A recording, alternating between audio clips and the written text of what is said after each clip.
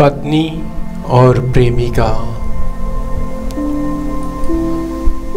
दोनों अपने अपने स्थान पर महत्वपूर्ण हैं और दोनों की हम किसी भी प्रकार से तुलना नहीं करना चाहते। हम सिर्फ यह बताना चाहते हैं कि प्रेमिका कितनी श्रेष्ठ है और पत्नी कितनी श्रेष्ठ है। प्रेमिका सदैव समर्पित होती है। वह कभी अधिकार की मांग नहीं करती। वह सदैव देने में तत्पर रहती है।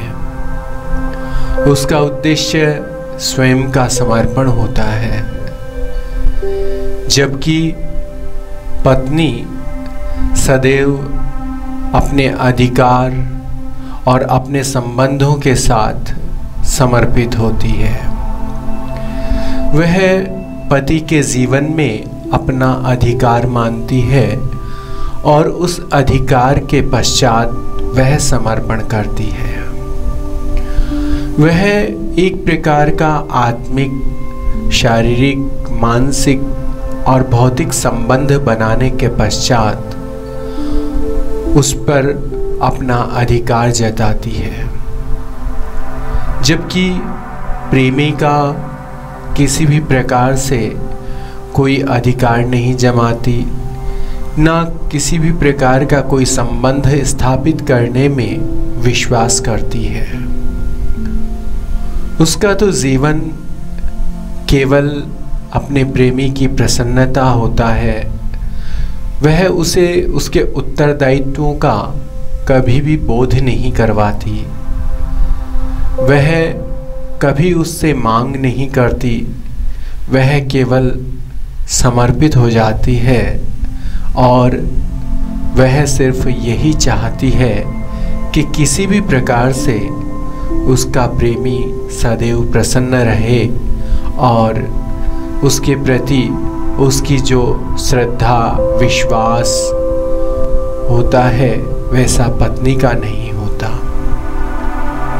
प्रेमिका को ज्ञात होता है कि इसकी पत्नी है, उसके पश्चात भी उसको किसी भी प्रकार का कोई द्वेष नहीं होता। लेकिन जब पत्नी को आभास हो जाता है कि इसकी प्रेमिका है, तो वहाँ द्वेष, कलह और अविश्वास अपने विकराल रूप में प्रस्फुटित हो जाता है और वह एक कांटे के समान पूरे जीवन को नष्ट भ्रष्ट करने का प्रयास करता है। प्रेमिका को जितना विश्वास अपने प्रेमी पर होता है, उसका 1% विश्वास भी पत्नी को अपने पति पर नहीं होता। वह सब कुछ जानकर भी प्रेमी से किसी प्रकार की शिकायत, किसी प्रकार का उपलंभ नहीं करती, जबकि पत्नी थोड़ा सा संदेह हो जाने पर भी अविश्वास की दीवारें खड़ी कर देती है और वह यह चाहती है कि यह सिर्फ मैं जैसा चाहूँ वैसे जीवन जिए, मैं जैसा इसको कहूँ वैसा करे। जबकि प्रेमिका यह चाहती है कि ये जैसा चाहे वैसा मैं करूँ और जैसे ये जीना चाहे वैसे ये जिए और जैसे ये मुझे आदेश करे मैं उस आदेश की पालना करूँ। प्रेमिका के जीवन में, उसके चरित्र में कहीं भी कोई प्रश्नवाचक चिन्ह नहीं होता, जबकि पत्नी के जीवन में सदैव प्रश्नवाचक चिन्ह होते हैं और सदैव वह उत्तरदायित्वों का बोध करवाती है। वह यह आभास करवाती है कि पति ने उसके लिए क्या किया, जबकि प्रेमिका यह आभास करवाती है कि आपकी प्रसन्नता ही मेरी प्रसन्नता है। वह मीरा की तरह समर्पित होती है उसका प्रश्न होता ही नहीं है। वह तो यह चाहती है कि यह जिसके साथ भी प्रसन्न रहे, बस प्रसन्न रहे। राधा की तरह वह समर्पित हो जाती है। वह कभी नहीं चाहेगी कि वह उसके बंधन में बंध कर रहे, उसका प्रेमी उसकी दास्तां में रहे, या जो प्रेमिका को अच्छा लगे, श्रेष्ठ लगे, वही करे। पत्नी यह सब चाहती है कि पति वही सब करे जो वह चाहती है, जबकि वह 7 जन्मों के लिए होती है, लेकिन प्रेमिका तो जन्म विशेष के लिए होती नहीं, क्योंकि वह तो प्रेमी में ही समाई हुई है। इसलिए प्रेमिका के लिए किसी जन्म की कल्पना नहीं की गई। प्रेमिका के लिए किसी प्रकार के जन्म के लिए नहीं कहा गया कि यह 7 जन्म आपके साथ रहेगी, या 7 जन्मों का बंधन है, या इतने इतने काल तक यह रहेगी। यह सब पत्नी के साथ होता है, क्योंकि पति और पत्नी एक दूसरे में समाहित नहीं हो सकते, एकाकार नहीं हो सकते, एक स्वरूप नहीं हो सकते, समर्पित नहीं हो सकते। इसलिए उनके साथ रहने की अवधि निश्चित है, 7 जन्म, इसीलिए कल्पना की गई है 7 जन्मों की। लेकिन प्रेमिका तो प्रेमी में ही समा जाती है, इसलिए उसके लिए जन्म और मृत्यु किसी प्रकार की बाधा नहीं बनते। वे तो स्वयं उस जीवन को नष्ट करने के लिए और अलौकिक जीवन को जीने के लिए तत्पर रहते हैं। भौतिक जीवन जिस दिन वे एक हो जाते हैं, एक दूसरे में समा जाते हैं, उस दिन उनका भौतिक जीवन नष्ट माना जाता है और वे आध्यात्मिक जगत में एक हो जाते हैं। और जब आध्यात्मिक जगत की एकता अपने चरम पर पहुंच जाती है, तो फिर जन्म और मृत्यु से ऊपर उठ करके वे एक हो जाते हैं। पत्नी 7 जन्मों के लिए साथ रहती है, लेकिन प्रेमिका किसी जन्म के लिए साथ नहीं होती। वह इसलिए साथ नहीं होती क्योंकि वह एक ही होती है। प्रेमी और प्रेमिका मिलकर के प्रेम बन जाते हैं, और जब दोनों का सम्मिलन हो जाता है, दोनों एक ही हो जाते हैं, तो फिर वे साथ नहीं रहते, एक दूसरे में रहते हैं। इसलिए इतिहास में प्रेमिका को ज़्यादा महत्व दिया गया है, प्रेमिका को अधिक श्रेष्ठ बताया गया है, प्रेमिका के समर्पण को अत्यधिक श्रेष्ठ बताया गया है। पत्नी का त्याग, पत्नी का समर्पण अपने स्थान पर श्रेष्ठ है। हम किसी की भावनाओं को ठेस नहीं पहुंचाते, लेकिन जो सत्य है उसे हमें स्वीकार करना ही पड़ेगा। उससे हम भाग नहीं सकते, उसमें हम आंखें नहीं बंद कर सकते। जो आनंद प्रेमिका के साथ है वह पत्नी के साथ नहीं, और जो आनंद आपको पत्नी के साथ मिलता है वह आनंद प्रेमिका के साथ नहीं।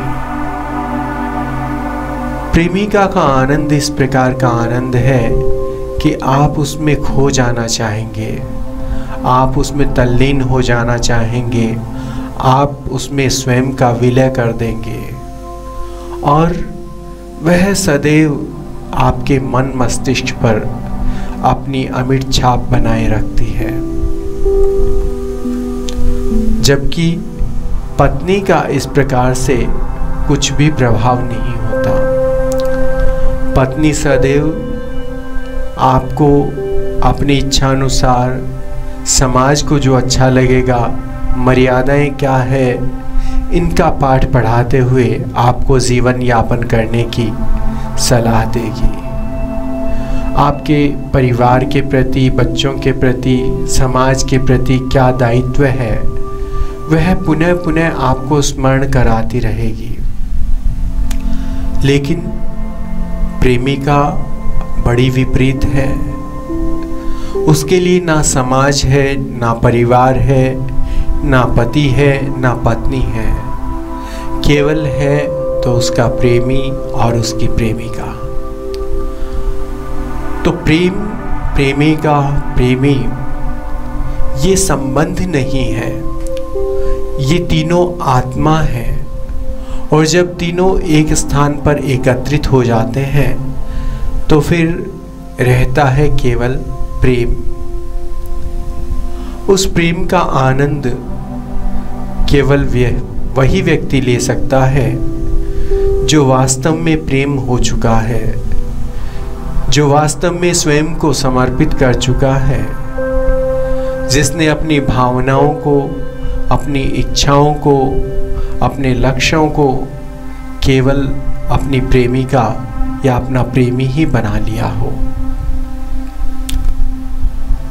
प्रेमिका सदैव आपको और आपके चित्त को प्रसन्न रखने का प्रयास करेगी। पत्नी आपके द्वारा स्वयं प्रसन्न होने का प्रयास करेगी। उसका उद्देश्य रहेगा कि किसी भी प्रकार से आप उसे प्रसन्न रखें। तो यह भावना जो है, यह दोनों का जो अंतर है, हमने इसे तुलनात्मक दृष्टि से आपको नहीं बताया। हमने दोनों के स्थान, दोनों के महत्व बताए हैं। हमने ना रुक्मिणी जी को बड़ा बताया है, ना राधा जी को छोटा बताया है। ना राधा जी को छोटा बताया है, ना रुक्मिणी जी को बड़ा बताया है। दोनों की अपनी मर्यादाएं हैं, दोनों के अपने दायित्व हैं और दोनों की अपनी कार्यशैली है। जिसकी अंतरात्मा ने जैसा चाहा उसने वैसा ही व्यवहार किया। जिसकी अंतरात्मा ने जो उचित समझा उसने वैसा ही त्याग किया।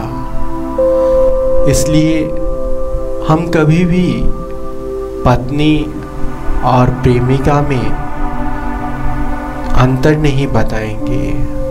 हमने दोनों के कार्यों को, दोनों के लक्ष्यों को बताया है। अब आपको समझना है कि आप किस श्रेणी में जाना चाहेंगे, आप किस श्रेणी में स्थिर होना चाहेंगे, आप कहाँ पर अपने आप को एकाग्रचित करना चाहेंगे। यह सब हम केवल आपको ज्ञानवर्धन के लिए या वास्तविक प्रेम का अनुभव करवाने के प्रयास में करते हैं। आप इसे किसी व्यक्ति विशेष से या किसी घटना विशेष से या किसी ग्रंथ विशेष से जोड़ने का प्रयास न करें। इनको स्वयं अनुभव करें और अनुभव के पश्चात आपको क्या आभास होता है, आपकी अंतरात्मा क्या सोचती है, क्या जानती है, बस उस पर आप विचार करेंगे तो आप स्वतः ही समझ जाएंगे।